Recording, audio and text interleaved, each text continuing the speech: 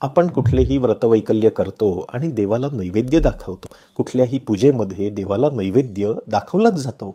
पण काही जण एक प्रश्न करतात की हा तर देवापुढे त्या मूर्तीपुढे ठेवलेला प्रसाद आहे, तो कसा काय ग्रहण करेल, परमेश्वर कसा काय ग्रहण करेल. तर नीट ऐका, परमेश्वरच काय सांगतो. आणि हाच प्रश्न जेव्हा लक्ष्मी मातेनी परमेश्वराला विचारला होता, तेव्हा परमेश्वरांनी सांगितलं होतं की जेव्हा माझा भक्त माझ्यासाठी नैवेद्य ठेवतो तेव्हा मी तो डोळ्यांनी ग्रहण करतो. मग देवी विचारते की तुम्हाला जर खायची इच्छा झाली तर काय. तर परमेश्वर सांगतात की मी माझ्या भक्ताच्या जिभेवर जाऊन बसतो आणि त्याने ग्रहण केलेला तो प्रसाद माझ्यापर्यंत पोचतो.